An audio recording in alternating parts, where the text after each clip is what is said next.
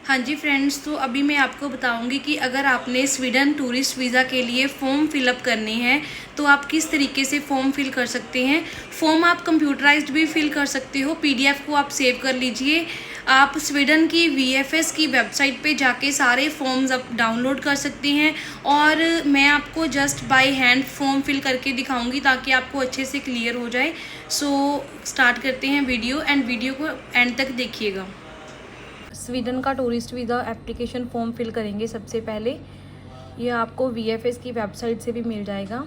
तो first number column है surname. अगर आपके पासपोर्ट में सरनेम गिवन है तो आपने यहाँ पे सरनेम मेंशन कर देना है। फॉर एग्जांपल नेम है दलवीर और सरनेम है सिंह, तो यहाँ पे हम फिल कर देंगे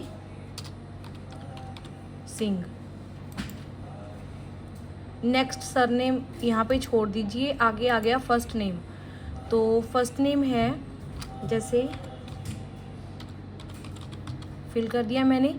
आगे डेट ऑफ बर्थ है, डेट ऑफ बर्थ जो भी है वो आपने फिल कर देना है।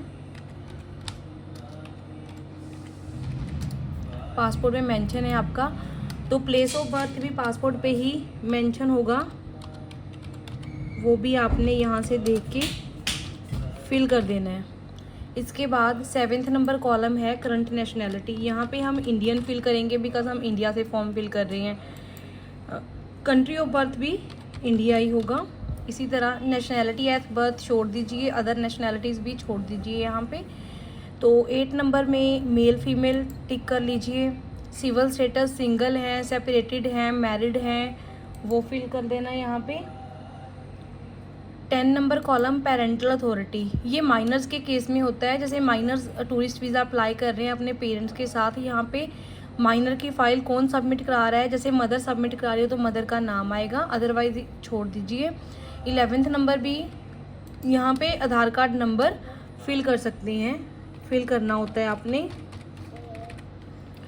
उसके बाद आगे 12 नंबर है type of travel document, ordinary passport पे क्लिक कर दीजिए। 13 नंबर है पासपोर्ट नंबर, यहाँ पे पासपोर्ट नंबर फिल करना होगा। नेक्स्ट है date of issue, passport issue कब हुआ था पासपोर्ट पे ही मेंशन होगा, ये वहाँ से देख के आपने फिल कर देना है। वैलिड अंटिल, कब तक आपका पासपोर्ट वैलिड है, ये भी आपके पासपोर्ट पे ही मेंशन होगा।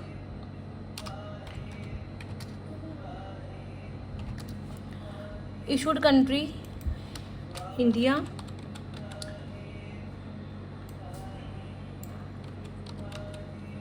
Seventeenth number personal data of the family member, ये उन लोगों ने फिल करना है जिनके कोई फैमिली मेम्बर जहाँ रिलेटिव जो है EU EE नेशनल है, मतलब यूरोप नेशनल पासपोर्ट होल्डर हैं।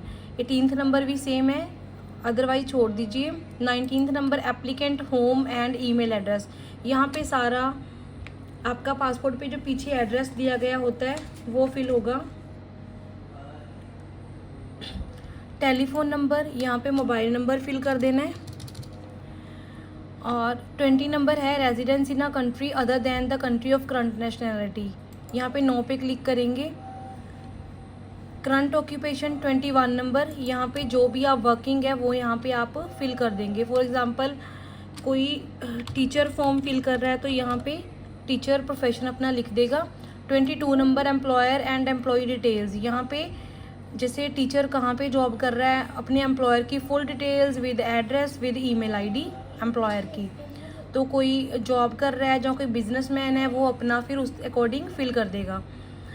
23 नंबर है purpose of the journey, tourism है तो ऑब्वियसली टूरिज्म पे क्लिक करेंगे। 24 नंबर पे additional information on the stay, यहाँ पे टूरिज्म ही लिख सकते हैं आप। 25 number member state of main entry destination, यहाँ पे स्वीडन आएगा। 26 नंबर में भी यहाँ पे हम स्वीडन ही फिल करेंगे। 27 number of entries requested, short term visa कर रहे हैं तो सिंगल एंट्री पे क्लिक करेंगे। Intended date of arrival of the first intended stay, intend date and departure date, आप कौन सी डेट को इंडिया से लीव कर रहे हैं और कौन सी डेट को वापस आ रहे हैं वो यहाँ पे आपने फिल करनी है। 28 है फिंगरप्रिंट कलेक्टेड, अगर शेंगन वीज़ा के लिए पहले आपकी कोई रिफ्यूज़ल आई है जहाँ कोई आपने फिंगरप्रिंट्स दिए हैं उस अकॉर्डिंग आपको यहाँ पे नो या येस सेलेक्ट करना होगा। 29 नंबर है entry permit of the final country, यहाँ पे कुछ भी नहीं आना, छोड़ दीजिए। 30 नंबर है surname and first name of the inviting person, तो जो आपको इनवाइट कर रहा है, अगर आपका टूर स्पॉन्सर है किसी कंपनी द्वारा है तो कंपनी की डिटेल्स आएंगी, यहाँ पे नाम आएगा, यहाँ पे नीचे एड्रेस, ईमेल, यहाँ पे टेलीफोन नंबर आएगा। बट अगर आपको कोई आपका फ्रेंड या कोई रिलेटिव या फैमिली मेम्बर आपको स्पॉन्सर कर रहा है फिर उसकी सारी डिटेल्स आएगी। अगर कोई कंपनी होस्ट कर रही है फिर उस अकॉर्डिंग आप यहाँ पे डिटेल सारी आप फिल करोगे। 31 नंबर कॉलम आप छोड़ दीजिए। 32 नंबर है cost of travelling and living during the applicant stay is covered. Cost of travelling and living during जो एक्सपेंसेस है वो कैसे कवर हो रहे हैं, अगर एप्लीकेंट खुद कर रहा है यहाँ पे क्लिक करके आगे कैश हो गया, प्रीपेड अकोमोडेशन हो गई और प्रीपेड ट्रांसपोर्ट, सारा आप यहाँ पे क्लिक कर सकते हो। अगर बाय स्पॉन्सर है तो बाय स्पॉन्सर आपने यहाँ पे क्लिक कर देना है। तो आगे 33 नंबर यहाँ पे छोड़ दीजिए ये वाला कॉलम। आगे लास्ट में है प्लेस एंड डेट। अभी यहाँ पे जिस डेट को आपकी अपॉइंटमेंट है, फॉर एग्जांपल हमारी अपॉइंटमेंट है 5 मई को, तो हम यहाँ पे 5 मई फिल कर देंगे और सेंटर है हमारा दिल्ली VFS है तो यहाँ पे न्यू दिल्ली कर देंगे। ठीक है जी, तो इस तरीके से आप सारा टूरिस्ट वीज़ा के लिए एप्लीकेशन फॉर्म फिल कर सकते हैं। बाकी इसके अलावा 1-2 फॉर्म और हैं, वो भी मैं आपको बता देती हूँ किस तरीके से आपने फिल करनी है।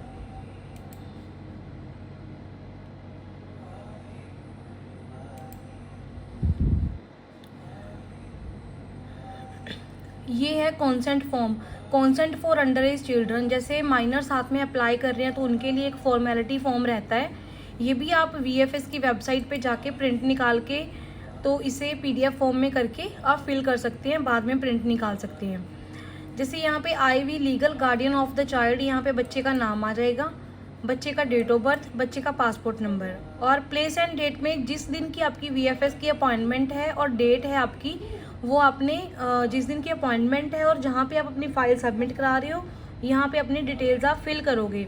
यहाँ पे सिग्नेचर ऑफ द फादर और signature of the mother, parents के सिग्नेचर आएंगे और पेरेंट्स के नाम दोनों के कैपिटल लेटर्स में यहाँ पे लिखे जाएंगे। बस ये इतना ही फिल करना है आपने। इसके अलावा एक 3rd फॉर्म और है, वो भी मैं आपको बता देती हूँ कि किस तरीके से फिल करना है। That is the medical travel insurance form. Medical travel insurance तो करवानी ही करवानी है, ये एक जस्ट डिक्लेरेशन होती है ट्रैवल इंश्योरेंस की। तो इसमें क्या फिल करना है, जैसे जो एप्लीकेंट अप्लाई कर रहा है, सरनेम गिवन नेम, अगर सरनेम है तो पहले सरनेम उसके बाद गिवन नेम मेंशन करना है।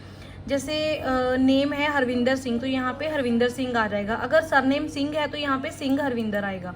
डेट ऑफ बर्थ यहाँ पे फिल कर देनी है। उसके बाद simply place and date same वही, जैसे न्यू दिल्ली VFS सेंटर है हमारा और डेट 5 मई है तो यहाँ पे वो डिटेल्स आ जाएंगी। सिग्नेचर करनी है लास्ट में। ये सारे एप्लीकेंट्स अपना फॉर्म इसी तरीके से फिल करेंगे।